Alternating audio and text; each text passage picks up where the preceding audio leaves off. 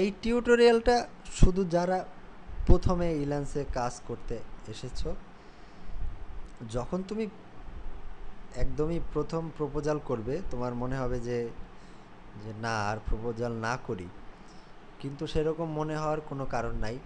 তুমি ক্লায়েন্টকে দেখবে, ক্লায়েন্টের অবস্থা দেখবে, ক্লায়েন্ট ক্লায়েন্টকে জাস্টিফাই করবে, কত টাকা প্রাইস তুমি সিলেক্ট করতে পারো সেটা করবে, একটা সুন্দর প্রপোজাল লিখবে। এবং যেহেতু তুমি প্রথম কাজ করা আরম্ভ করেছো, অতএব তুমি এখানে বসে ওইভাবে ক্লায়েন্ট খুঁজে তোমার অভ্যস্ততা তৈরি করো, যাতে তুমি জব দেখলে চিনতে পারো, ক্লায়েন্ট দেখলে চিনতে পারো যে তুমি কাদের কাজ করছো। অতএব শুধু ওখানে বসে থেকো না,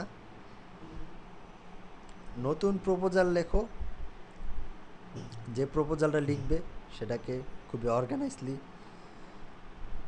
নোটপ্যাডে কিংবা মাইক্রোসফট ওয়ার্ডে সেভ করে রাখো, যাতে পরে তুমি যখন প্রপোজাল লিখবে তোমার বারবার লেখার কষ্টটা না করতে হয়। এবং অনেক অনেক প্রপোজাল লিখতে থাকো, এবং একটা সময় দেখবে যে তুমি এই সম্পূর্ণ লেখা জিনিসগুলো তোমার পুনরায় পুনরায় পুনরায় তুমি ব্যবহার করতে পারবে।